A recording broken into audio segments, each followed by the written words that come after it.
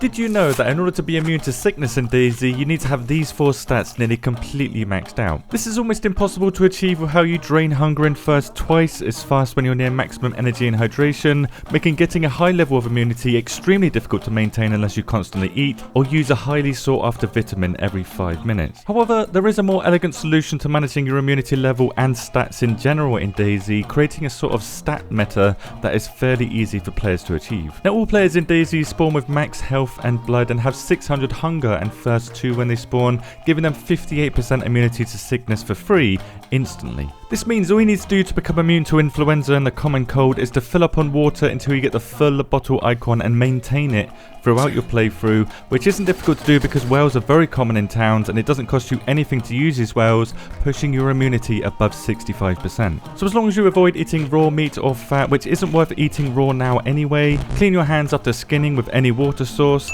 and you don't drink from ponds or rivers, you don't need to worry about cholera or salmonella, which these come from, and therefore you don't need a higher immunity level than 65%. In game, these are the stat icons that you will see when you reach this level of immunity, but bumping up your hunger just 200 more energy to this half apple icon instead will give you access to full blood regeneration, which is 4 times faster than the blood regen that you get when you spawn into the game. This is optimal because, like I said earlier, the higher your hunger and thirst is, the more your hunger and thirst will drain, and the more often you will need to stop and eat up to twice as often. So having this health icon, this blood icon, this energy icon, and this hydration icon, you have what I'm calling the DayZ stat meta, giving you the best of both worlds: maximum blood regeneration, maximum health regeneration, and a decent level of immunity as long as you avoid doing these things, while not needing to consume food nearly as often as other, more indulgent survivors in DayZ.